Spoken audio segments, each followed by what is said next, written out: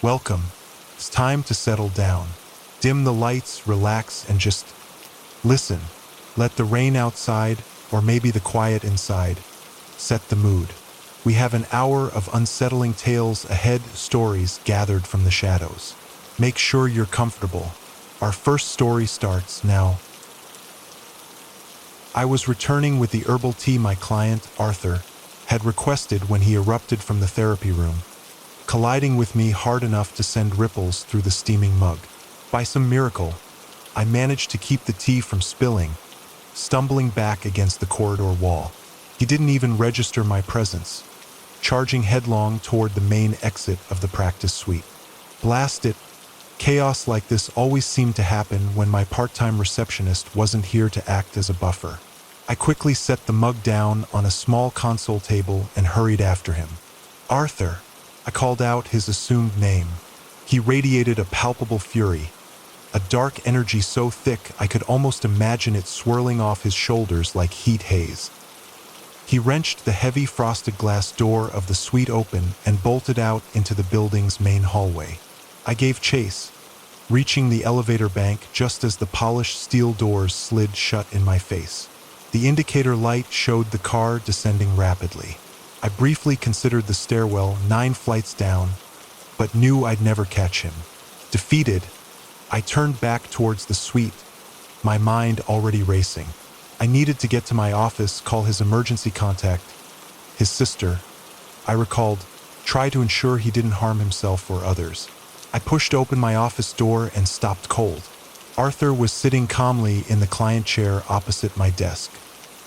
He looked serene, composed, with absolutely no sign of the volcanic rage he'd been projecting just moments before. What? How? I stared, utterly bewildered. From the Arthur in the chair to the empty doorway he or an Arthur had just stormed through. Do you have a twin brother? The question sounded absurd even as I asked it, grasping at any logical straw. I hadn't seen anyone else come into the office, but perhaps while I was in the kitchenette preparing the tea. No, that wasn't... Arthur paused, a flicker of something unreadable in his eyes. He let out a long, slow breath. I think perhaps you should sit down, he said quietly. Did he think this was some kind of movie? Wasn't that the line reserved for police officers delivering tragic news? Still, my legs felt unsteady. I sank into my desk chair. You recall our discussion about parts? He asked. I nodded cautiously. We had been exploring internal family systems concepts, discussing the different facets or subpersonalities that make up a whole self, protective parts, wounded child parts, critical parts, angry parts, standard therapeutic models. Well, I mentioned I have a part that's intensely angry, aggressive. Sometimes it just takes the wheel and I black out or lose control, he continued. I nodded again, and we discussed trying to understand that part, have a dialogue with it, learn its function, its fears. My voice trailed off. What about it? Well, while you were getting the tea, I spoke to it, directly. I told that angry part of me it wasn't welcome anymore, that it had to leave. My professional training screamed internally. That wasn't the therapeutic goal at all. Integration, understanding, harmony, not banishment. But his statement hung in the air, heavy with implication. That wasn't the immediate issue. Okay, and I prompted, a cold premonition dawning. And so it left, Arthur stated simply. That was him, the one who stormed out. So, a part of you physically manifested, took on a solid form, and left the room. Is that what you're telling me? My voice was barely a whisper. Arthur nodded, a strange mix of relief and trepidation on his face. My stomach plummeted. He was either experiencing a profound psychotic break, orchestrating an elaborate, cruel prank, or I was losing my own grip on reality. Or both of us were. I saw someone identical to him leave, yet here he sat. Arthur, look, I know we're still in spring, but if this is some kind of elaborate practical joke, it's not, Arthur interrupted, his voice sharp. When you talked about parts, about facets of the self, I assumed you understood. Understood what? My situation. That for me, it's not just a metaphor. That my parts, sometimes they become separate. Physically, I bit down hard on my lower lip, tasting blood. My hand hovered near the discreet emergency alert button under my desk. I looked him straight in the eyes, searching for any sign of deceit, but saw only earnest, unwavering conviction. A cold sweat began to prickle the back of my neck. Arthur, the parts concept in therapy. It's a way to understand the complexity of the human mind, the different roles and beliefs we hold within ourselves. It acknowledges our multifaceted nature. I truly did not mean distinct, separate physical entities. But for me, he insisted, his voice quiet but firm, that's exactly what it is. If what you're saying is true, my voice faltered. It is. The frustration flared briefly in his eyes. Watch. He took a breath. Hey, Gloom, he said, addressing the air. Gloom was the name he used for his deeply depressive aspect. Gloom, could you come out for a second? Please, just show her. She needs to see. She has to believe me. Silence filled the room. Nothing happened. A wave of awkward pity washed over me, mixed with profound unease. I forced a gentle, professional smile. Arthur, it's really okay. Sometimes stress can manifest in unusual dash. Quiet, he's coming. Arthur snapped, his eyes fixed on a point just beside himself. I held back a sigh. This was clearly a delusion, perhaps stress-induced. Then I blinked, rubbed my eyes vigorously, blinked again. Arthur seemed to be blurring at the edges, shimmering. Then, horrifyingly, his form began to split, like a cell undergoing mitosis, but impossibly, grotesquely physical. For a heart-stopping, nauseating moment, he looked like some nightmarish conjoined twin two heads, for arms, fused at the torso, sharing one set of legs. Bile rose in my throat. Then, somehow, a second pair of legs peeled away from the first, stepping sideways. What on earth? I gasped, stumbling back in my chair, violating my own professional composure entirely. I stared, dumbfounded, at the two identical men now standing where one had been moments before.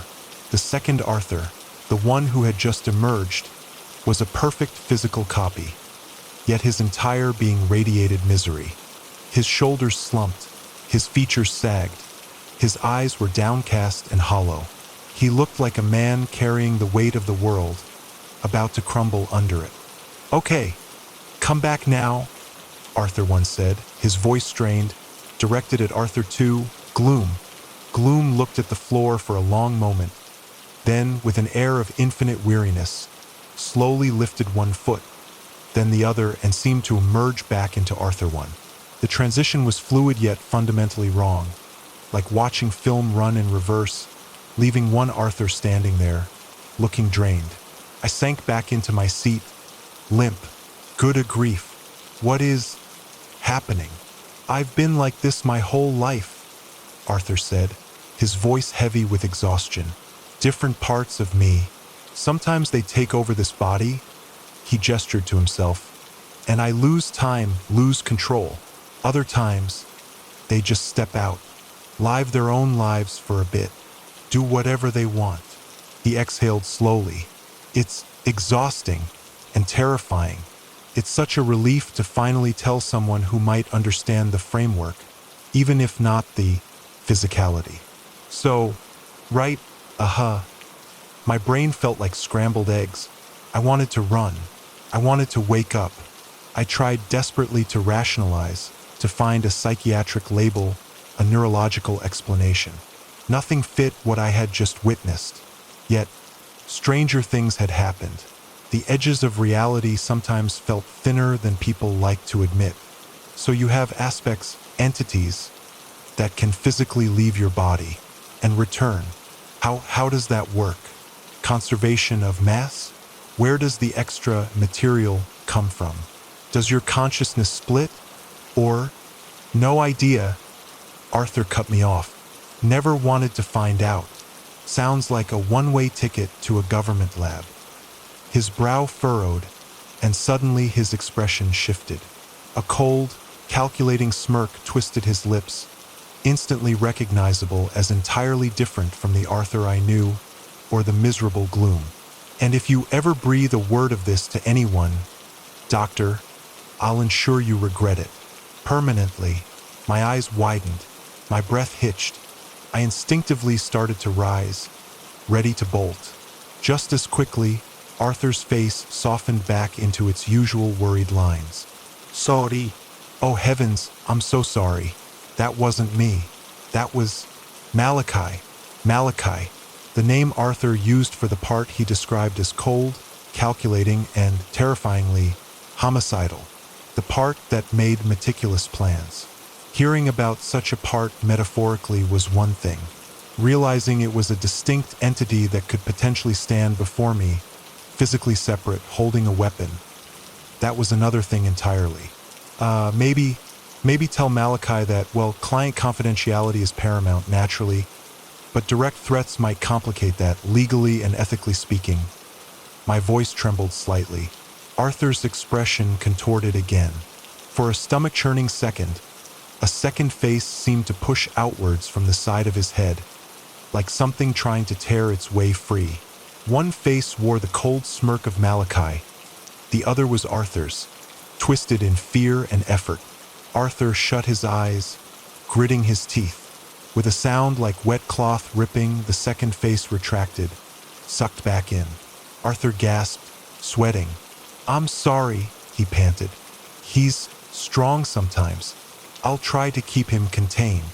Nausea threatened to overwhelm me. I swallowed hard. I should have ended the session, referred him out, called someone, but I felt trapped, both by professional obligation and a rising tide of surreal fear. Why did this always happen to me?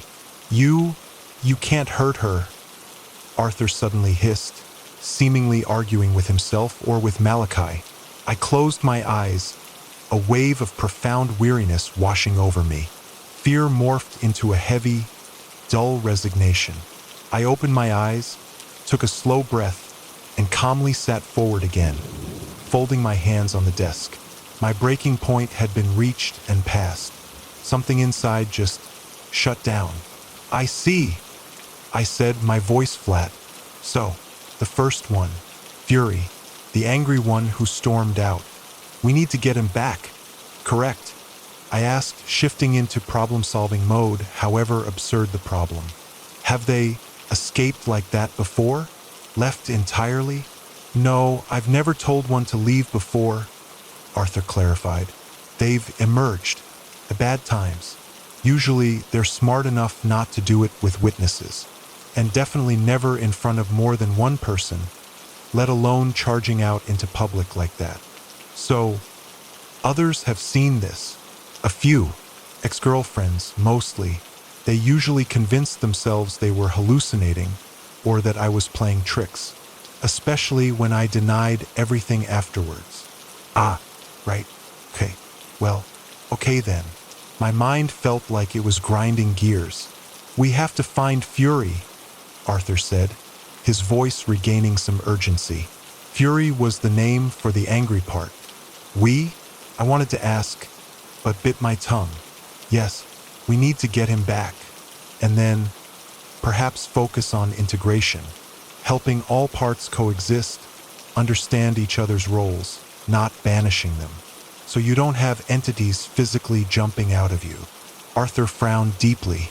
But I came here to get rid of them. Malachi, gloom, fury. I don't want to be murderous or depressive or constantly angry. I just want peace. That's not really how it works, I said, my therapist persona momentarily resurfacing, albeit warped by the bizarre circumstances.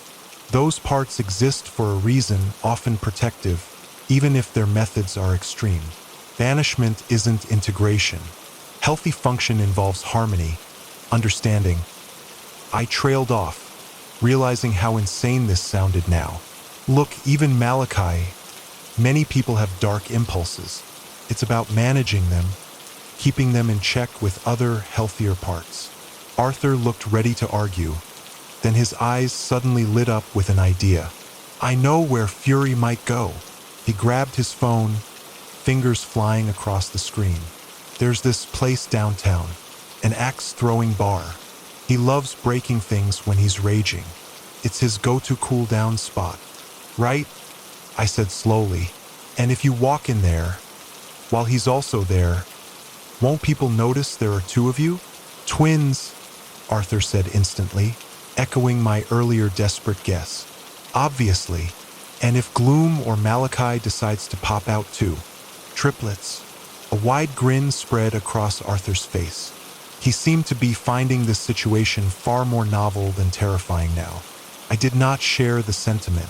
Please, he added, the grin fading into a pleading look. Help me get him back. I don't know what he'll do out there on his own. I considered my options. Terminate therapy. Recommend institutionalization. Call the police and say what? Go home, lock the doors, and drink heavily. I sighed, defeated by the sheer absurdity. My hourly rate applies to retrieval missions. A condensed summary of the retrieval. The trip to the axe-throwing bar was surreal. We found Fury venting his rage spectacularly on a wooden target. Explaining the situation involved a convoluted lie about a family emergency and identical twin psychologists. There was shouting from Fury, pleading from Arthur, and eventually, a reluctant, sullen merging back into one body in the bar's restroom, much to my profound discomfort. I genuinely, foolishly, thought that might be the peak of the weirdness, that maybe, somehow, we could now work towards a bizarre form of therapy acknowledging the physical manifestations. I was wrong. The next morning, Arthur showed up at my office unannounced, hours before his scheduled appointment for the following week. His face was ashen. He's gone, Arthur whispered, collapsing into the client chair. Who? I asked, dread coiling tight in my stomach. Not Fury again? No, Arthur looked up, his eyes filled with terror. Malachi, of course, the calculating, murderous one. Of course he would be the one to truly leave. Why? What happened? He said he was tired of being contained, tired of my weakness. He wanted his own life, his own experiences. Arthur's voice broke. He said he needed freedom to act on his plans. He doesn't want integration. He doesn't want harmony. He just wants release. He shut his eyes tightly. I think he's going to kill someone. And why didn't he start with you? I asked, the question blunt but necessary. Arthur shrugged helplessly. Maybe he thinks if I die, he disappears too? Some kind of tether? I don't know. Okay. We sat in silence for a moment, the air thick with unspoken fear. Any idea who his first target might be? Arthur met my gaze, his expression bleak. You, a freaking course. Why wouldn't it be? But I haven't done anything to him. I protested, professionalism completely abandoned now. Can I just withdraw from care? Does that make me less of a target? This was so far beyond my training, beyond anything rational. Arthur gave a sad, tired smile. I truly wish it were that simple. A chill deeper than any I'd felt before traced its way down my spine. You know something about his plans? For me, he's meticulous, Arthur whispered. I can sometimes feel echoes of his thoughts, see fragments. He doesn't just plan one way. He plans contingencies, dozens of them, for you. For others, he's fixated on over the years. I'm calling the police, I stated, reaching for my phone. And tell them what? Arthur countered, his voice flat. That my imaginary evil twin who can physically manifest is going to kill you? They'll commit me. Malachi will still be out there. And he'll know you tried. He was right. It was insane. I felt trapped.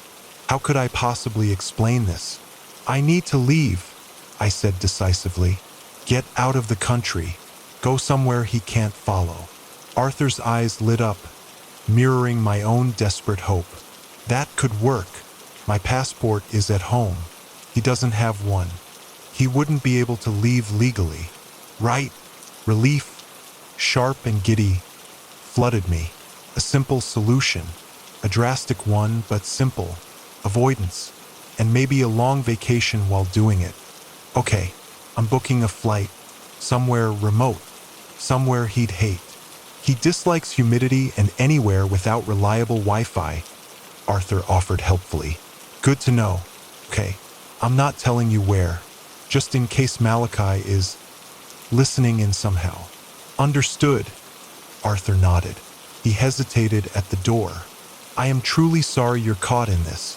I'll keep trying to find him, to convince him to come back, so you can return safely. Sure, I murmured, already scrolling through flight options on my laptop, my mind racing. Get away, far away. 2 months later, 2 months. 2 months spent trekking through misty mountains in a remote corner of the world, deliberately offline, deliberately unreachable. It had been strangely peaceful, despite the underlying fear. The call came via a satellite phone I'd reluctantly kept for emergencies. It was Arthur. He's back. Arthur's voice crackled with static and relief. Malachi, he came back. Weeks ago. He realized he couldn't survive long-term without the main body, I think. We've reached an understanding. A truce. It's safe now. You can come home. Relief warred with deep suspicion. Could Malachi truly be contained? Could Arthur be trusted? But I was running out of money, and the solitude was starting to wear thin. Cautiously, I booked my flights home. Present day. I landed yesterday, unpacked this morning.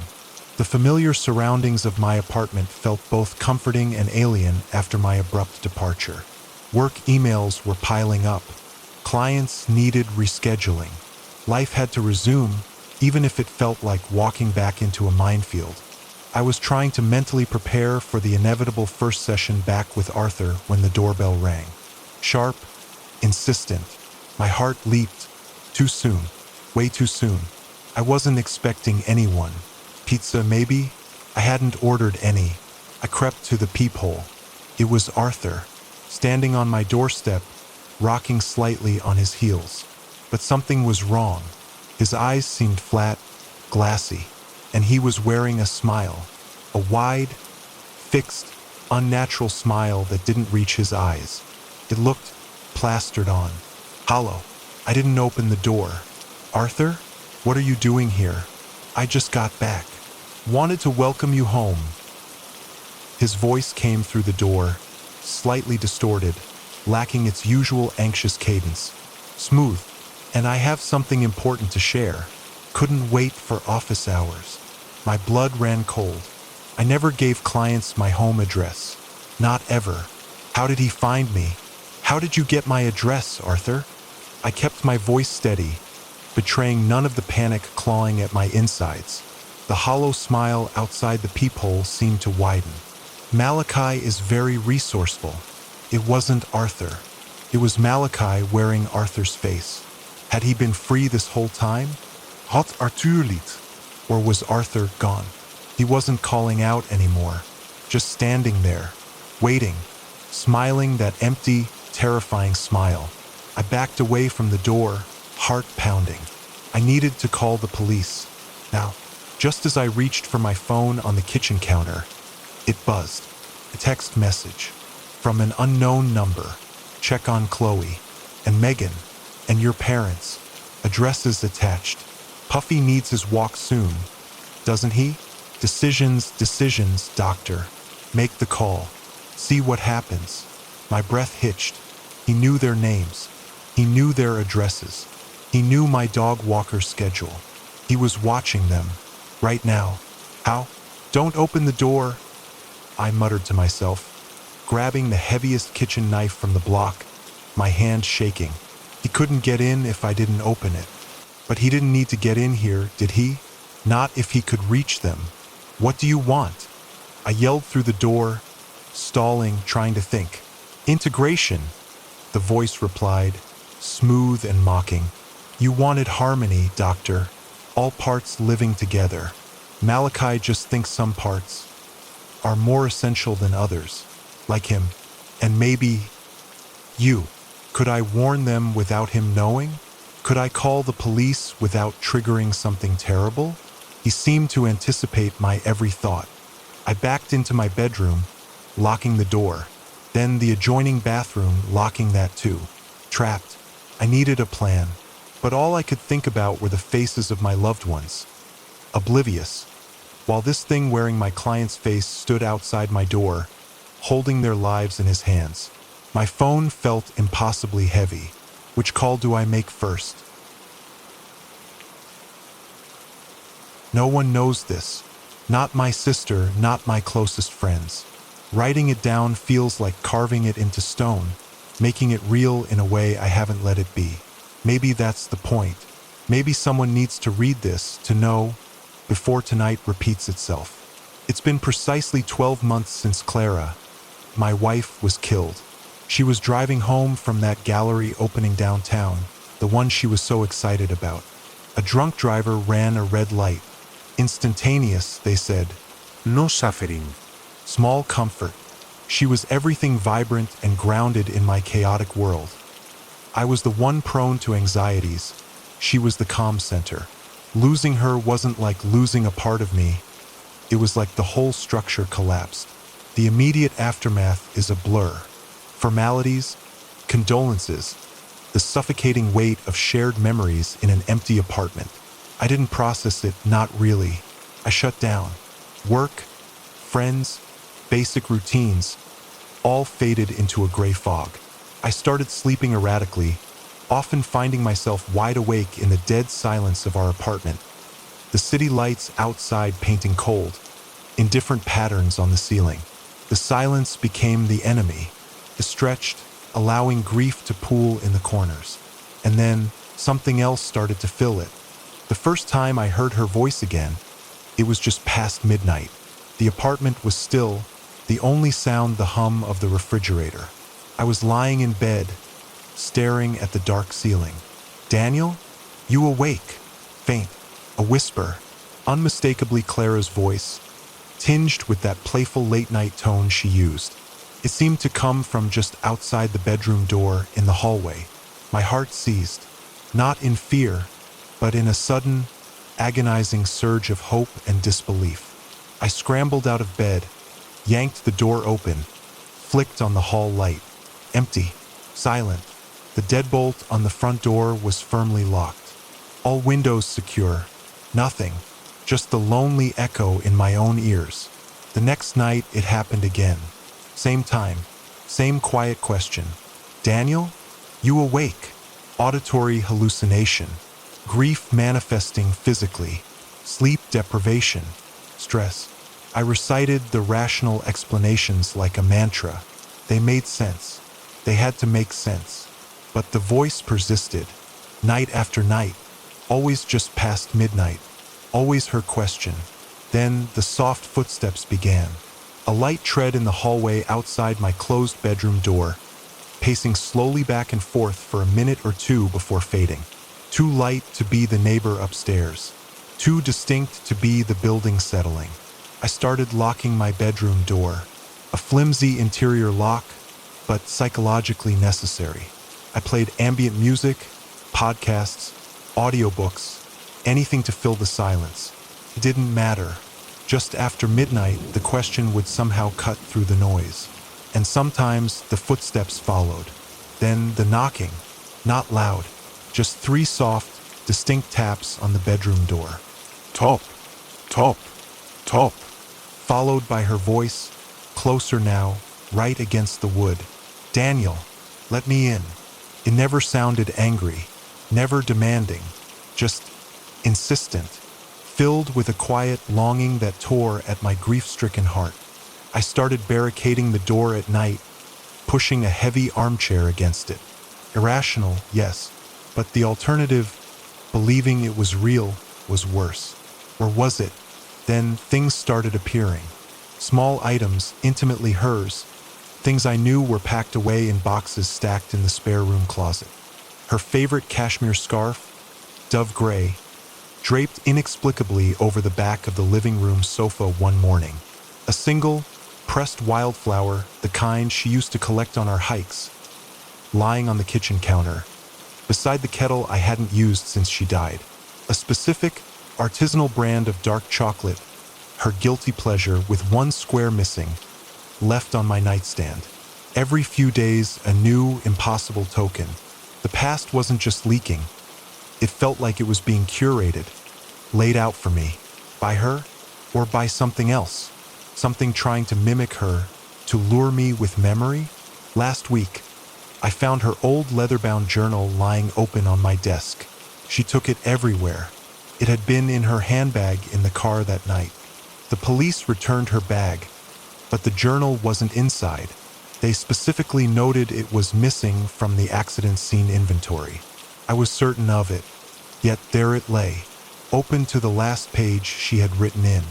And below her familiar script, a new entry.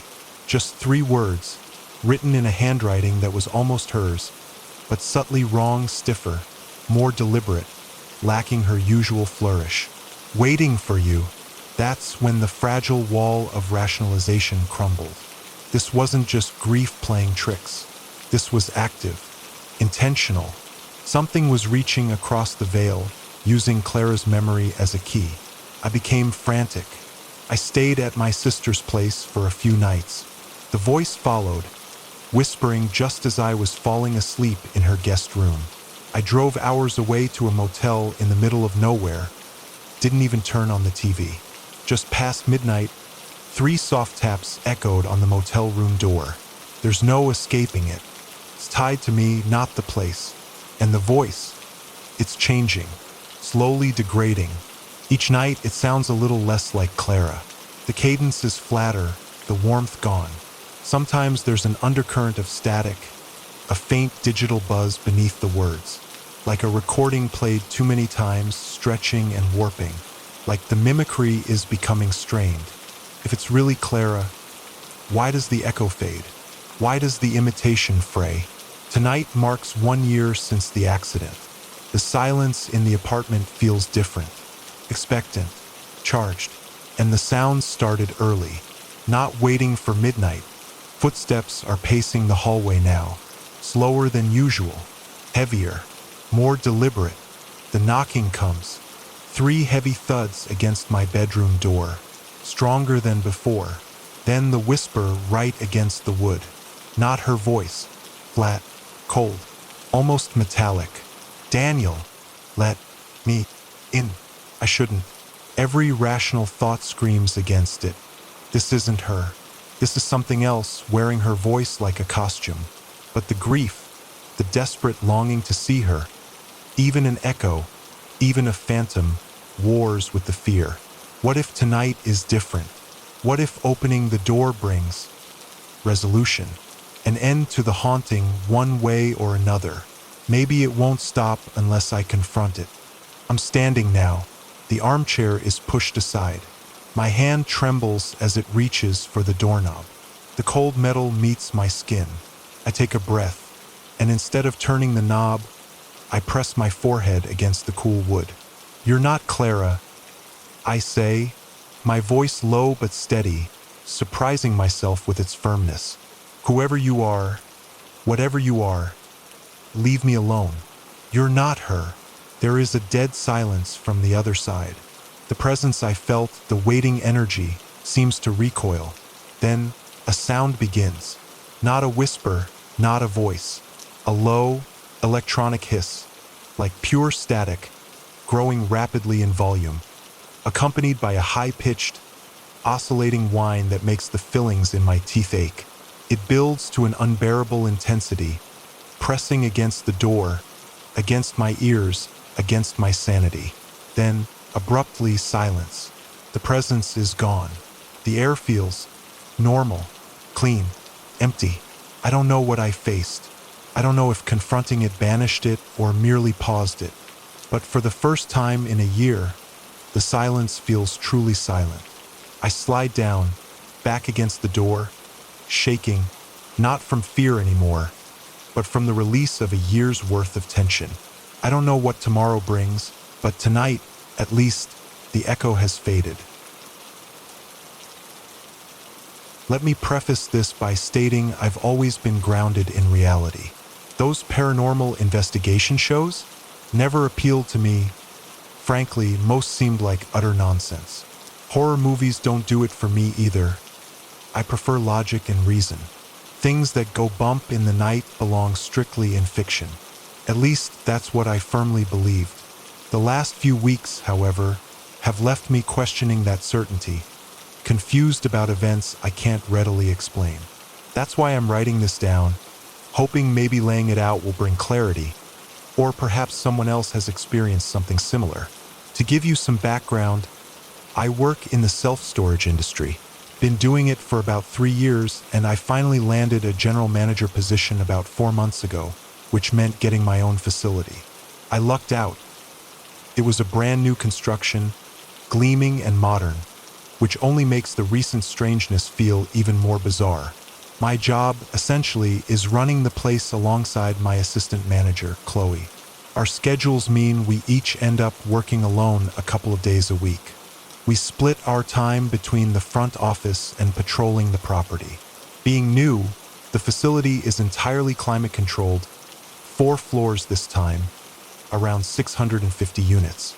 It's a long building with 2 main freight elevators, one near the north loading bay, one near the south, with the office situated more or less centrally on the ground floor. I started here a couple of months after it officially opened. The manager who originally opened the site had put in for a transfer unusually quickly. Typically, there's a minimum 6-month stay required for managers opening a new facility, but corporate wheels turn mysteriously, and I didn't know his personal circumstances, so I didn't dwell on it. Initially, everything was smooth sailing. Compared to the older, sometimes genuinely creepy facilities I'd worked at before, this place felt like a luxury assignment. Clean lines, bright lights, everything functioning perfectly. I was excited to manage my own store, establish my routines. Occupancy was low, around 15% back then, so it was mostly quiet. My first few days involved familiarizing myself with the layout, meeting the few existing tenants, and organizing the office and break room just so. Chloe was temporarily assigned to assist another understaffed facility during my first week, so I was managing the site solo. That's when the first inexplicable incident occurred. It was a Tuesday afternoon, utterly unremarkable. I was conducting my standard walkthrough of the facility. We do 2 per day to check locks, look for maintenance issues, ensure cleanliness. I took the north elevator up to the 4th floor and began methodically working my way down the long, identical corridors. I reached the furthest back row, a section rarely visited yet as occupancy was concentrated near the elevators. Suddenly, I caught a distinct flicker of movement up ahead, at the intersection of the next corridor. A shadow, vaguely human-shaped, darting quickly past the end of the aisle, disappearing around the corner. Now, seeing a shadow move in a public space wouldn't normally startle me, but the building felt completely empty. I hadn't heard the elevators ding, hadn't heard any unit doors rolling up or down, hadn't seen anyone else during my entire patrol. And critically, I was the only employee on site. When I got back to the office, purely out of curiosity, I checked the access log and the security camera footage covering the entry points and elevator lobbies. Nothing. No one had entered or exited the building or used the elevators in over an hour. Oh, I should clarify a key detail. Tenants need a unique access code to even get through the main doors, and another code activation inside the elevator to select a floor. The system meticulously logs every entry, exit, and elevator use. We know exactly who is in the building and when. As I said, I was a firm skeptic. Seeing that shadow piqued my curiosity, but my rational mind insisted there had to be an explanation. Maybe a tenant tailgated someone else in earlier? Maybe a brief glitch in the access log? I filed it away as an oddity. When Chloe returned the following week, I didn't mention it. Felt trivial and frankly a bit silly. A couple of quiet weeks passed. Normal operations, signing up new tenants, routine patrols. I'd completely forgotten about the shadow incident until I saw it again. Same general area, fourth floor, back corridor. This time, the shadow seemed to hesitate for a split second longer before vanishing around the corner, almost as if it had registered my presence. I stopped dead in my tracks. That feeling of wrongness intensified. No hesitation this time. I broke into a near run, heading for the corner, determined to see who or what it was. I needed the validation of seeing a person, an explanation. I rounded the corner into the intersecting aisle. Empty. Just the long, silent corridor stretching out under the steady fluorescent lights, lined with anonymous blue unit doors. I immediately spun around, went straight to the nearest elevator, and headed down to the office where Chloe was working on the computer. Trying to sound casual, I asked, "Hey, has anyone been up on the fourth floor recently? Or did you go up there for anything?" She looked up, a slightly puzzled expression on her face, and shook her head. "No, I've been down here processing payments since lunch. And the access log's been dead quiet since that guy Mike picked up his boxes this morning." His unit's first floor, near the loading bay. She turned back to her screen. A knot tightened in my stomach. There had to be a logical reason. Had to be. Chloe glanced up again, catching my expression this time. She could clearly tell something was bothering me. "Why? Did you see something up there?" Her voice was quiet, tentative. Something? The word hung in the air. I reluctantly told her what I'd seen, both times quickly adding, "It was probably just a weird trick of the lighting, you know? Or maybe I'm just tired." Chloe didn't laugh or dismiss it. She looked down at her keyboard for a moment, then met my eyes again. "I've seen them too," she said softly. "The shadows. They've been around since the place opened. Have you heard anything yet?" There was a strange mix of relief and maybe apprehension in her voice, like she'd been holding this in, waiting. "No," I stammered, slightly thrown. "I just saw shadows." "What do you mean, heard anything?" "Well," she took a breath.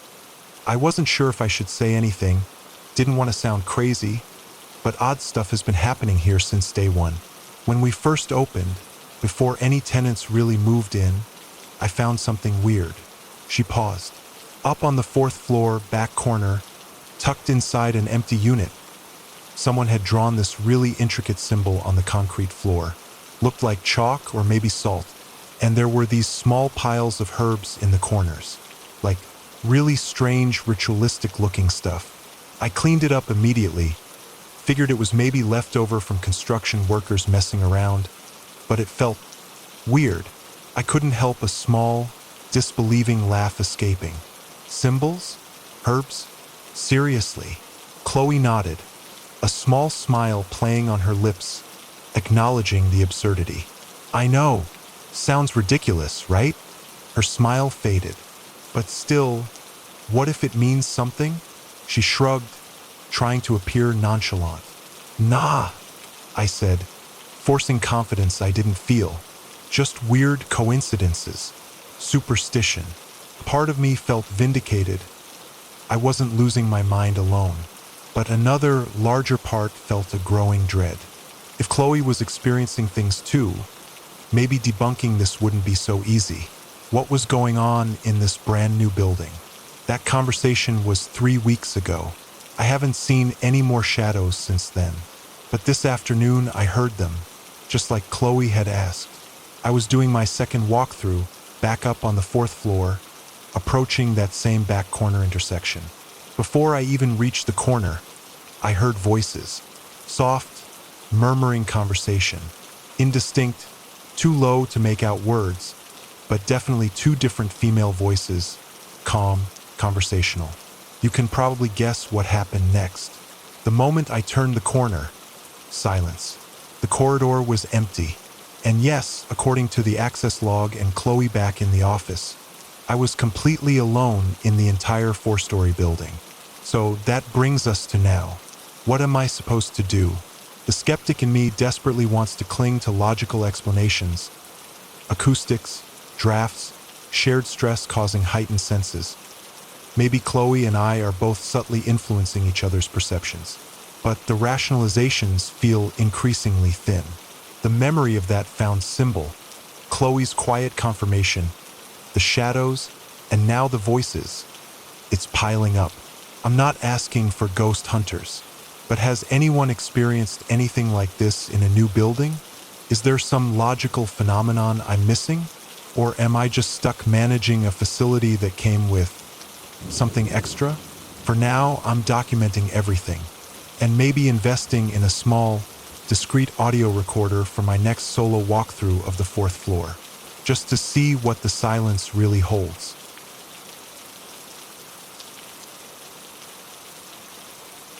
My friend Ben calls me up, buzzing. He'd scored access codes for one of those clandestine electronic music events, the kind held in improbable, usually derelict locations. This one, the disused lower levels of a massive downtown parking garage. Levels sealed off years ago, now rumored to be echoing with bass instead of exhaust fumes. Sketchy? Absolutely. But these pop-up gatherings sometimes had serious production value, transforming grimy concrete into temporary, thumping utopias, a step above immediate structural collapse, usually. Honestly, I often found the scene a bit forced, trying too hard to be edgy. But I had zero plans, and Ben's enthusiasm was infectious. Why the heck not? We arrived around 11, descending deeper than I thought possible into the city's underbelly via a barely marked service elevator. Down there, it was surreal. Strobing lights fought against decades of grime. Heavy bass vibrated through the concrete floor, and a surprisingly large crowd danced amidst the massive support pillars. It was actually incredible for a while. Fast forward to maybe 1:30 a.m. I'm slightly buzzed, navigating the surprisingly clean porta potties set up in a side tunnel. I'm scrolling through some mindless social media feed when the vibe shifts outside. The music cuts off abruptly. Then comes the screaming, not joyful shouts, but raw panic. A wave of frantic noise washes down the concrete tunnel. Then, acrid smoke stings my nostrils. My slightly altered state snaps into sharp focus. Something is very wrong.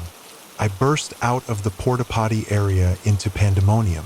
Smoke, thick and gray, billowed from the main garage area, reducing visibility to a few feet. Bodies surged blindly, a panicked mob choking the tunnels. I tried to orient myself, find the service elevator bank, but it was pure chaos. People slammed into me, shoving, desperate. At some point, a shoulder checked me hard, sending me sprawling onto the grimy concrete floor.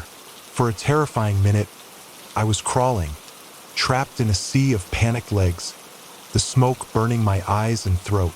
Somehow, I managed to pull myself free from the main crush, stumbling into a slightly clearer area near the makeshift DJ booth, which was now terrifyingly engulfed in orange flames licking up towards the low concrete ceiling. And that's where I saw it. Or him, standing impossibly close to the burning booth, seemingly oblivious to the heat and smoke that made my eyes stream, was a figure. Youngish, maybe early 20s, unnaturally thin frame clad in simple dark clothes. Pale skin, wild dark hair framing a face with wide, unblinking eyes that seemed too large, almost Piscean.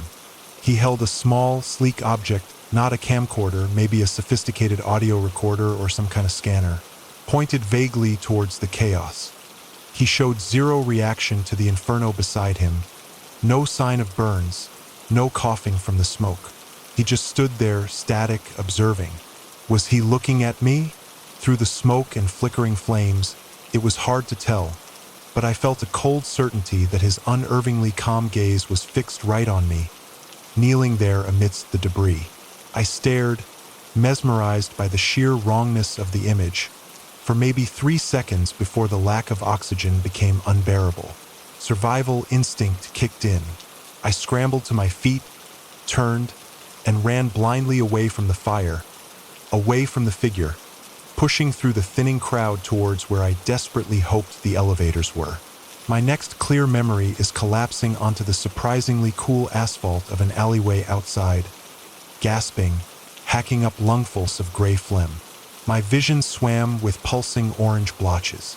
Distant voices asked if I was okay. I wasn't. I think I blacked out. I woke up in the back of an ambulance, the acrid smell replaced by antiseptic. An EMT shone a light in my eyes. Ben was there, soot-stained and wide-eyed, perched on the bench opposite me. Relief flooded his face, quickly followed by exasperation. "Freaking heck, man," he breathed. "Good to see you breathing. But what on earth were you doing?" I shook my head, confused. "What do you mean? Trying to get out, like everyone else." "Trying? Dude, you were in there forever. Did you get trapped? Injured? What? No, I just got knocked down in the crowd. Took a minute to get clear." Ben shook his head vehemently. "No way, man. That's not possible." "Why not?" Genuine confusion clouded my smoke-addled brain. "Because," Ben said, leaning forward, his voice low, "you were the last one out, by a long shot, like a good 3 or 4 minutes after security did their final sweep and even the DJs had bailed. We thought you were gone." "What?"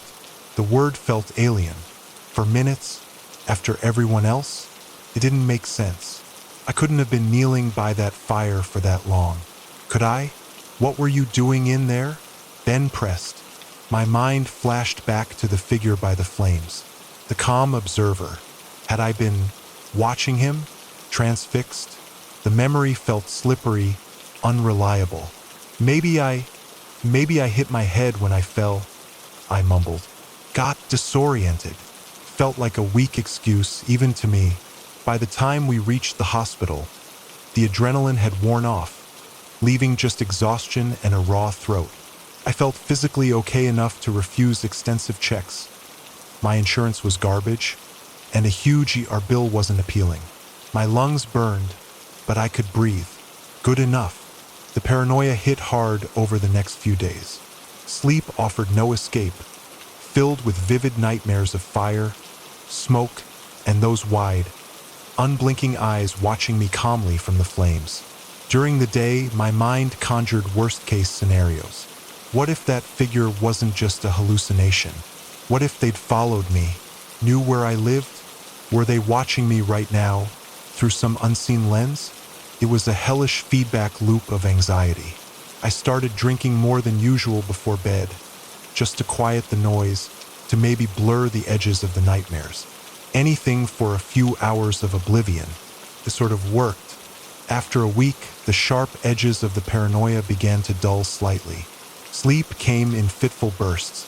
Another week, and I was almost convincing myself it had just been a messed up night. Smoke inhalation, stress, maybe something dodgy in the drinks served at that illegal party.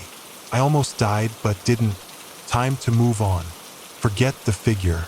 Forget the lost time. And I might have managed it if not for Maya. I'd never met her before. I was sitting on a park bench near my apartment building, nursing a lukewarm coffee, trying to enjoy a rare moment of midday sun, when she approached and sat down beside me. Tall, athletic build, dark hair, attractive, but with an undercurrent of intense anxiety in her eyes. She looked worried, frightened, both. "You don't recognize me, do you?" she asked, her voice quiet. I studied her face. "Nothing. I don't think so. Sorry. Should I?" She let out a slow breath, a wave of disappointment washing over her features. "The parking garage," she said simply. "The party." Every nerve ending went on high alert. The fragile calm I'd constructed shattered. Took effort to form words. "You mean the fire?" Yeah, I was there. Insane situation, wasn't it? "Are you all right talking about it?" she asked, her eyes searching mine. After what happened. To you. Obviously, I wasn't all right talking about it, but admitting that felt like weakness. No, I'm fine, Elite. "Why? What do you mean, what happened to me?" "Well," she hesitated. "I saw you. When everyone else was running, you were just kneeling near the stage area. You weren't moving at all. My stomach twisted. Kneeling? Yeah, just staring right into the fire where the DJ booth was burning. It was like you were mesmerized, in a trance. I tried to grab your arm, pull you away, but you wouldn't move. It was like you were bolted to the floor. Honestly, it kind of freaked me out. Cold dread seeped into me. Ben said I was the last one out. Maya saw me kneeling, unresponsive. How long had I been there? How long? I croaked. I don't know for sure, she said quickly. Maybe 20, 30 seconds? I didn't stay long. The smoke was getting too thick.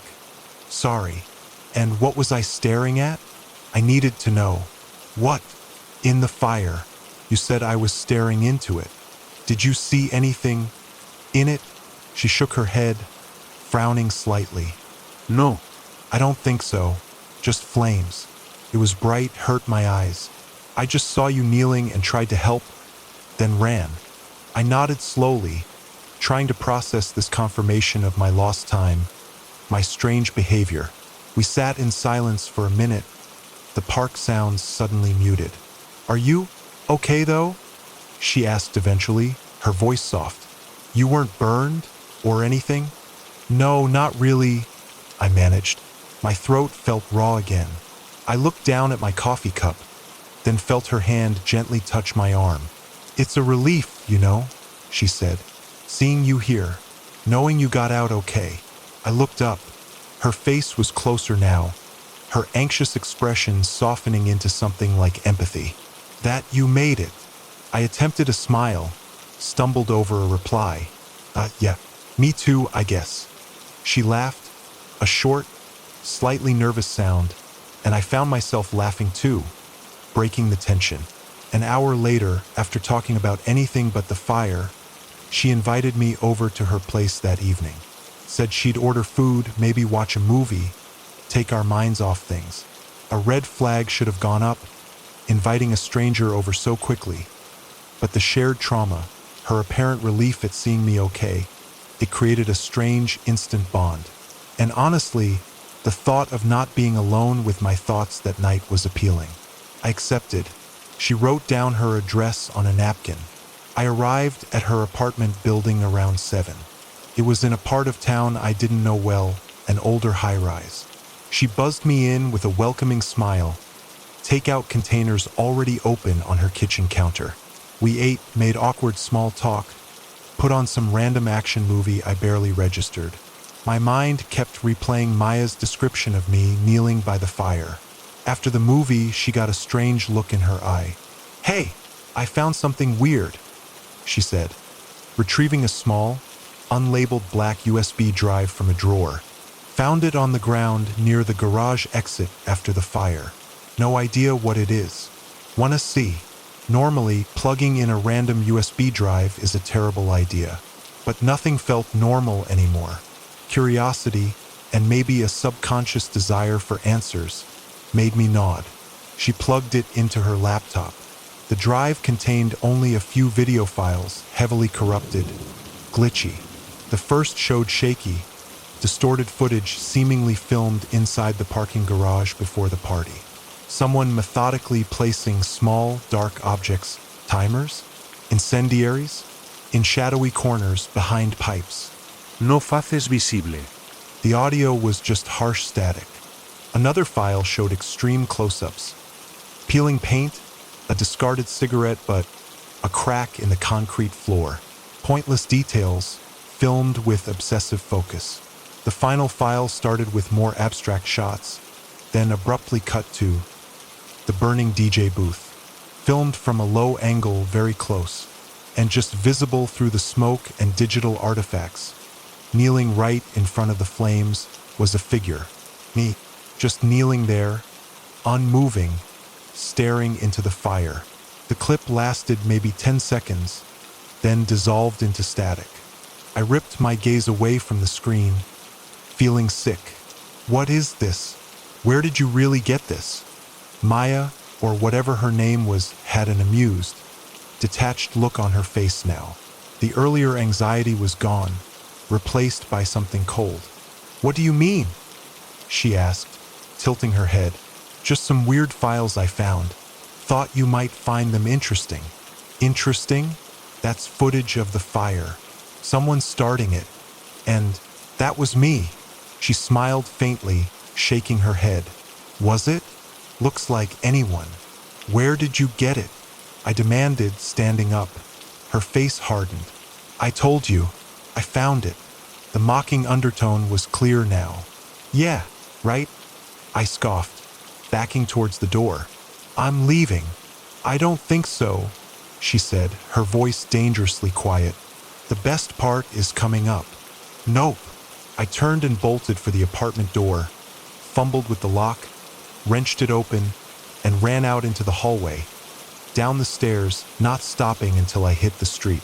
I didn't look back, catching my breath in the elevator of my own building. Heart pounding, paranoia flooding back full force. I checked my door was locked. Safe inside, I paced, trying to make sense of it. That USB drive. It was real evidence. I had to call my cop friend, Dave. I explained everything, meeting Maya, the USB drive, the footage of the arson, the clip of me kneeling, her weird behavior, fleeing her apartment. I gave him the address she'd written on the napkin. He sounded concerned, promised to check it out discreetly and call me back. I waited, pacing, unable to relax. An hour later, Dave called back. His voice was puzzled. "Mate, you sure about that address?" he asked. "Yeah, apartment 12B, for 57 Cedar Street." I recited from the napkin I still had. "Well," Dave said slowly, "for 57 Cedar Street exists. It's an old apartment high-rise, looks right, but there is no apartment 12B in that building. The floors only go up to 10. And according to the building super, the only apartment remotely matching that layout on the upper floors has been vacant and under renovation for the past 6 months." I stared at the phone, speechless. No apartment 12B, vacant, and Dave continued. When I asked if anyone matching the girl's description lived or visited there recently, the super drew a blank, said he knows all the tenants. Definitely no one like that. My head swam. If the apartment wasn't real, where had I been? Who was Maya? Was any of it real? The memory of getting to her apartment was suddenly hazy, indistinct. Had I walked? Taken a cab? Couldn't recall. Then I tried remembering leaving the rave, being the last one out, kneeling by the fire, seeing the figure. Had Maya just been another hallucination? A manifestation of my trauma? Did I imagine the USB drive too? I hung up with Dave, the apartment suddenly feeling too small, too quiet. I looked around, half expecting to see something out of place, some sign that my grip on reality was slipping. My eyes landed on the coffee table.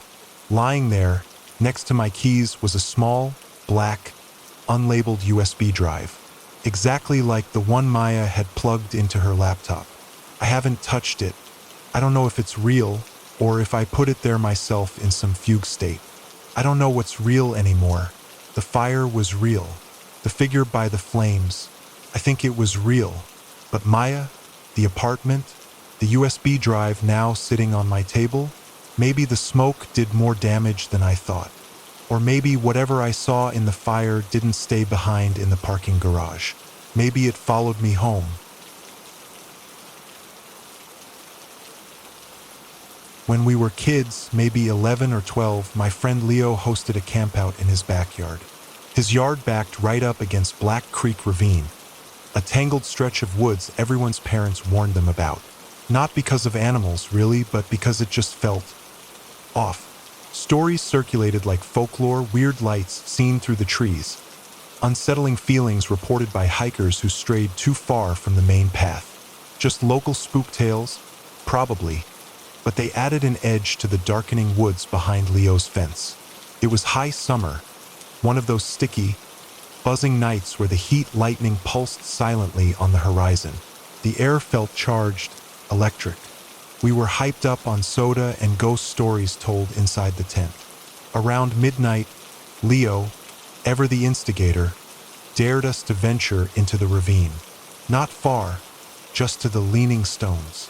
It was a cluster of 3 large, moss-covered rocks deep among the hemlocks, tilted towards each other at odd angles, forming a small, shadowed space beneath them. We'd all seen them during daytime explorations, just weird rocks. But the idea of going there now, flashlights cutting feeble beams into the oppressive darkness, felt different.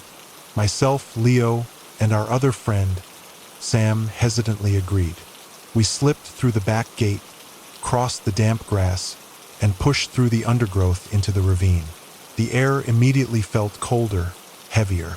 The familiar chorus of crickets and frogs seemed to fade behind us, replaced by an unnerving, watchful quiet. We found the leaning stones easily enough, their pale surfaces ghostly in our flashlight beams.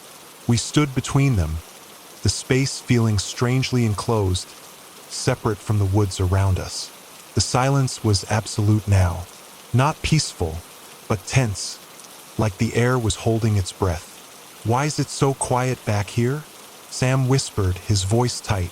It was true. No rustling leaves, no insect sounds. Not even the wind seemed to penetrate this small clearing. Leo, trying to break the tension with bravado, grinned. "It's waiting. Bet if you stand right in the middle and say, 'I don't know.' Shadows gather. Night is deep 3 times. Something happens." It was a stupid, made-up dare, but in that heavy silence, it felt loaded with possibility. Before Sam or I could object, Leo stepped into the exact center, took a deep breath and chanted, his voice cracking slightly, "Shadows gather, night is deep. Shadows gather, night is deep. Shadows gather." On his 3rd repetition, as the last word left his lips, all 3 of our flashlights instantly went out. Not flickered, just died. Plunged into absolute, disorienting blackness. A collective gasp escaped us. We frantically clicked switches, smacked the flashlight bodies against our palms. Nothing. The darkness felt solid, pressing in. Then came the sound, sharp, distinct, a crack, like a heavy branch snapping underfoot, somewhere just outside our stone circle. We all spun, blind, calling each other's names in panicked whispers. "Leo? Sam? You there? What was that?" Adrenaline surged. We stayed frozen, shoulder to shoulder between the cold stones, listening desperately. After maybe 10 seconds of suffocating silence and frantic clicking, my flashlight sputtered back to life. Then Sam's. We swung the beams around wildly. The clearing was empty except for us. Leo was gone. We screamed his name, searched frantically around the stones, pushing deeper into the hemlocks, beams bouncing off tree trunks, voices hoarse with panic. We called and called until our throats were raw. Nothing. No sign of him. No response. It was as if he'd vanished into thin air the moment the lights went out. Eventually, terrified and sobbing, Sam and I scrambled back through the ravine, back to the perceived safety of his yard. Woke his parents with our incoherent story. The police were called. Search parties were organized. They combed the ravine for days, brought in dogs. They found nothing. No tracks leading away from the leaning stones. No sign of a struggle, no scrap of clothing. Leo had simply disappeared from between us in the dark. His favorite worn baseball cap was found a week later.